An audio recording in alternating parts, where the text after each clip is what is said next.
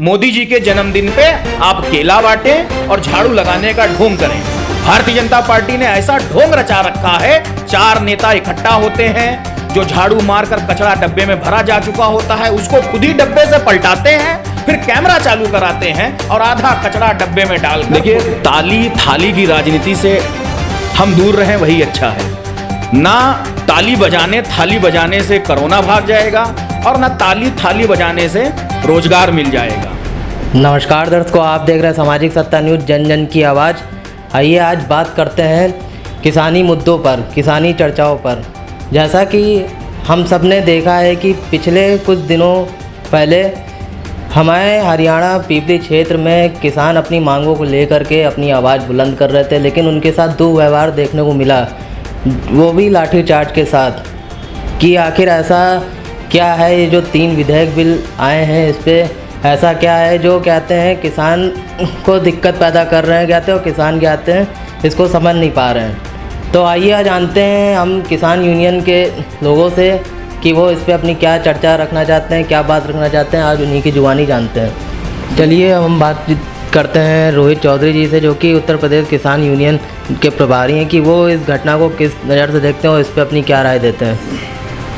जी बहुत बहुत स्वागत है आप चैनल। नमस्कार। से बातचीत करने के लिए नमस्कार। ये आप कहते हैं जो घटना घटी है, कहते हैं हरियाणा के पीपली में किसानों के ऊपर, कि वो अपनी मांगों को लेकर के आवाज़ उठा रहे थे, कहते सरकार के खिलाफ मांग कर रहे थे उनसे, लेकिन उनके साथ ना उनकी कोई सुनवाई सुनी गई, बल्कि उनके साथ दुर्व्यवहार किया गया, उनके साथ लाठी डंडे के साथ व्यवहार किया गया। ये आपको कहाँ तक कैसे देखते हैं आप इसको? देखिए, बात रही हरियाणा की, मैं हरियाणा नहीं, मैं पूरे देश की बात करता हूँ। आज आज़ादी के इतने साल बीत जाने के बाद किसानों की हालात में कोई सुधार नहीं आया है, और कोई भी सरकार जब वो चुनावी रंगमंच में उतरती है तो वो सबसे पहले किसानों का नाम लेती है, सबसे पहले किसानों की आय को दुगनी करने का काम करती है। ये सब वादे कर कर वो सत्ता पे आते हैं, और जब वो सत्ता में आ जाते हैं तो उसके बाद दुर्भाग्यवश वही हो रहा है जो आज हरियाणा में आप देख रहे हैं, जो आप देश के अन्य प्रदेशों में देख रहे हैं। भरोसा किस पे किया जाए? कांग्रेस आई, कांग्रेस ने क्या किया? कांग्रेस के अवगुण गिनाकर भाजपा सत्ता में आई। आज भारतीय जनता पार्टी भी वही कर रही है। तो इस पर मैं सेंट्रल गवर्नमेंट से और स्टेट गवर्नमेंट से या हरियाणा गवर्नमेंट से बस एक छोटी सी बात करना चाहता हूं कि ये जो देश है ये संविधान से चलता है, और ये सरकारें जो हैं एक लोकतांत्रिक देश की सरकारें हैं, और लोकतंत्र की बहुत खूबसूरत बात यह है कि सरकार जिस रास्ते से सत्ता में आती है, कुर्सी पे बैठती है, जिस जनता के वजह से वो आती है, उसी जनता से और उसी लोकतंत्र के माध्यम से जनता उन्हें कुर्सी से उतारने का भी कार्य करती है। तो ये लोकतंत्र की खूबसूरती है। यदि भारतीय जनता पार्टी ने समय रहते हुए किसानों की स्थिति का सुधार नहीं किया, किसानों की सुध नहीं ली, तो ये वही होगा जैसा देश की जनता ने कांग्रेस के साथ किया है, वही देश की जनता भारतीय जनता पार्टी के साथ भी आने वाले समय पे करेगी और अपना एक नया विकल्प चुनेगी। इस समय कहते किसानों की हालत ऐसी है कि बहुत बुरी स्थिति से गुजर रहा है हमारे देश का किसान। अभी जल्दी कहते घटना देखने को मिली है, बाराबंकी जनपद जिले के फतेहपुर स्थित तहसील लगती है, वहाँ पे एक गरीब किसान ने एडीएम ऑफिस के सामने ही जहर खा के आत्महत्या कर ली, जिस पे किसान यूनियन ने बहुत ही कड़ा विरोध किया था। इस पे आप ऐसी घटनाओं को कैसे देखते हैं कि किसान मतलब कि मरने पे आ गया, आत्महत्या कर रहा है, लेकिन उसको सिर्फ क्या खाली झांसा ही दिया जा रहा है उसके, मतलब कि अगर सरकार और कहते जो नेता हैं कहते हैं कि गरीब किसान अपनी हक की मांग नहीं करता, लेकिन जब वो मांग उठाता है तो उसको कहते लाठी डंडा मिलता है कहते हैं। तो इस पर क्या कहना चाहिए? देखिए, आज की जो सरकार है, जो आप उत्तर प्रदेश की बात कर रहे हैं, इस सरकार में, इस कैबिनेट में जितने भी मंत्री हैं, आप सबका बायोडाटा उठा के देख लीजिए। आप किसी की फेसबुक प्रोफाइल चेक करेंगे तो कोई किसी के मुंडन में जा रहा है, कोई किसी के छेदन में जा रहा है, कोई किसी अस्पताल के उद्घाटन में जा रहा है, कोई किसी के रेस्टोरेंट के उद्घाटन में जा रहा है। और दिन भर पता नहीं कहाँ कहाँ से ये पूरे देश के जो महापुरुष हैं, जो काफ़ी सालों पहले स्वर्गलोक सुधार चुके हैं, उनको श्रद्धांजलि देने में पूरी सरकार, पूरी कैबिनेट व्यस्त है। आज का जो अन्नदाता है, कोरोना महाकाल में, कोरोना महामारी में आपने देखा एयरपोर्ट बंद हो गए, बड़े बड़े अस्पताल बंद हो गए, बड़ी बड़ी संस्थाएं बंद हो गई, लेकिन किसान ने अपना काम नहीं बंद किया। आज हम इस डिबेट में बैठे हैं तो 2 रोटी आप भी अपने घर से खा के आए होंगे और 2 रोटी मैं भी अपने घर से खा के आया हूं। वो 2 रोटी कहां से आ रही है? वो किसान हमें दे रहा है। और यदि सरकार अपनी नींद से नहीं जागी तो वो वक्त दूर नहीं जब सिर्फ हरियाणा ही नहीं, पूरे उत्तर प्रदेश एवं पूरे भारत का किसान सड़कों पे आएगा और अपनी हक की मांग मांगेगा। ये जो 3 विधेयक बिल अभी लोकसभा में क्या कहते हैं रखे गए हैं, जिसमें से शायद 2 पारित भी हुए हैं लोकसभा में, तो इस पे जो हमारे दिल्ली के मुख्यमंत्री केजरीवाल हैं, उन्होंने सभी विपक्षी दल से कहा है कि ये काला बिल है, इस पे सभी विपक्षी दलों को कड़ा विरोध करना चाहिए। ये जो बिल है क्या कहते हैं बड़ी बड़ी कंपनियां जो हैं उसके मतलब ये शोषण करेंगी किसानों का। इसको आप इस पे क्या दिखाते हैं इसको? देखिए केजरीवाल क्या कह रहे हैं, देश की अन्य विपक्षी पार्टियां क्या कह रही हैं, वो मेरा मुद्दा नहीं है। मेरा मुद्दा ये है कि यदि आप देखिए, काफी सालों पहले क्या होता था, चोरी चकारी नहीं होती थी। आप फिल्मों में भी देखेंगे, संजय दत्त साहब की फिल्में हो गई, सुनील दत्त साहब की फिल्में हो गई, या आप मनोज कुमार साहब की फिल्में उठा के देख लीजिए, तो पहले दिखाते थे कि घोड़ों से डकैत आते थे गाँवों में और वो लाउड स्पीकर से अनाउंस करते थे कि मैं फला फला डकैत हूँ, मोड़ा मोड़ी एक तरफ हो जाएं और हमको अपना लूट का काम करने दें। ये सरकार वही लागू कर रही है। जो किसान छोटे मोटे बाहुबलियों से, माफियाओं से, व्यापारियों से परेशान थे, अब उन चोरों को सरकार दरकिनार करके डकैती का काम करने वाली है, बाकायदा अनाउंसमेंट करके उनकी जमीनों को लूटने का कार्य करने वाली है। तो हम इस काले कानून का विरोध करेंगे, निश्चित तौर पे विरोध करेंगे। इस समय किसानी समस्याओं के साथ साथ कहते हैं हमारे जो नव युवक हैं, कहते हैं नौजवान हैं, कहते हैं इस समय बेरोजगारी की स्थिति से बहुत ज़्यादा ही गुजर रहे हैं। और अभी हाल ही में आपने देखा 17 सितंबर को प्रधानमंत्री नरेंद्र मोदी जी का जन्म दिवस था, लेकिन उस दिन कहते हैं बेरोजगारी दिवस के रूप में भी नौजवानों ने उसको मनाया है।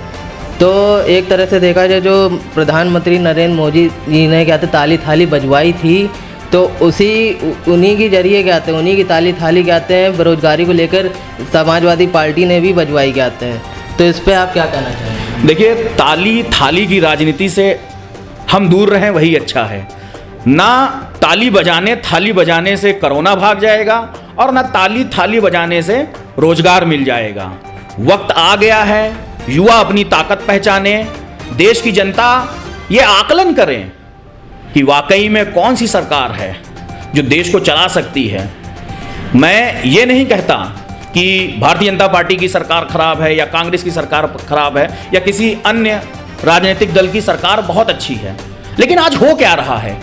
किसान सड़कों पे हैं, युवा सड़कों पे हैं, अस्पताल के कर्मचारी हड़ताल पे हैं, डायल 100 के कर्मचारी हड़ताल पे हैं, पुलिस सुन नहीं रही है, सत्ता दल के विधायक थाने के अंदर बैठाल के मारे जा रहे हैं, सत्ता दल के विधायक धरने पे बैठ रहे हैं कि डीएम मेरी नहीं सुन रहा है, अधिकारी मेरी नहीं सुन रहा। इतनी ज्यादा अव्यवस्था।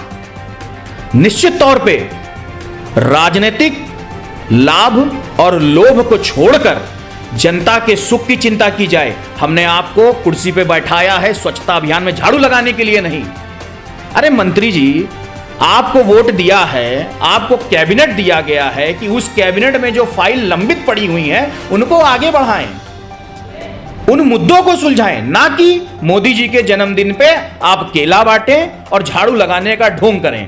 भारतीय जनता पार्टी ने ऐसा ढोंग रचा रखा है, 4 नेता इकट्ठा होते हैं, जो झाड़ू मारकर कचरा डब्बे में भरा जा चुका होता है उसको खुद ही डब्बे से पलटाते हैं, फिर कैमरा चालू कराते हैं और आधा कचरा डब्बे में डालकर फोटो खिंचवाकर चले जाते हैं। जब हमारे देश के प्रधानमंत्री नरेंद्र मोदी जी किसी भी मंच पे बैठते हैं तो उनका मतलब कि कहना है, उन्होंने शपथ भी ली थी और कहा भी था कि हम हर साल 2 करोड़ नवयुवकों को बेरोजगार देंगे। तो इस पे उनकी कितनी बात सत्य है अभी तक की, आप इस पे क्या कहना चाहेंगे? देखिए, ये मुझे आपको बताने की आवश्यकता नहीं है, देश के हालात आप देख रहे हैं। शायद हमारी देश की जनता बड़ी भोली है और उसकी याददाश्त बड़ी कमजोर है। जब ये कोरोना महामारी हुई थी, एक हिटलरशाही निर्णय देश के ऊपर ले लिया गया था कि देश बंद। हमारे किसानों के बच्चे, हमारे मजदूर जो हमारे प्रदेश के हैं, वो मीलों पैदल चल के अपने प्रदेश वापस आए। क्या उसके बाद आज किसी ने किसी की सुध ली? जो कहते हैं कि हम युवाओं को रोजगार देंगे, जो मनरेगा का विरोध करते हैं, आज मनरेगा का टारगेट देके युवाओं को रोजगार देने की बात करते हैं।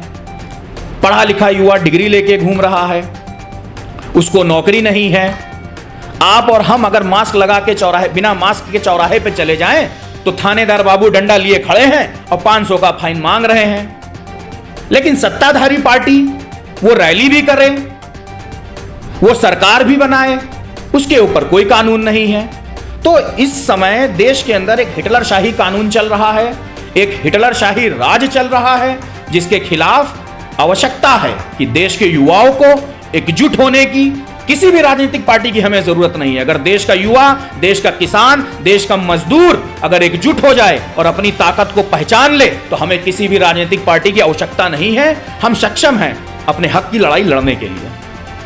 अच्छा, आखिरी सवाल ये है हमारा, आप जो किसान हमारे हैं ज्ञात देश के, आप केंद्र सरकार से क्या मांग रखना चाहेंगे हमारे किसानों के लिए, हमारे रोजगार से जो जूझ रहे हैं नौजवानों के लिए? आप केंद्र सरकार और जो हमारे उत्तर प्रदेश के योगी जी हैं मुख्यमंत्री, उनसे आप क्या कहना चाहेंगे? देखिए, उत्तर प्रदेश मुख्यमंत्री माननीय योगी आदित्यनाथ जी, महाराज जी, आपसे निवेदन है, यदि आप कार्य नहीं कर पा रहे हैं तो आपको स्वतः कुर्सी छोड़ देनी चाहिए। आप एक योगी हैं, आप एक धर्मगुरु हैं, आप एक सन्यासी हैं और धर्म का ज्ञान आपसे ज्यादा मुझे नहीं लगता कि मुझे होगा, मुझे तो कतई नहीं होगा। यदि आपको लग रहा है या आपको 1% भी ऐसा लगता है कि आपके राज्य में, या मैं कहूं राम राज्य में, अगर युवा बेरोजगार है, गरीब, मजदूर, शोषित, पीड़ित को न्याय नहीं मिल रहा है, तो आपको स्वयं विचार करने की आवश्यकता है।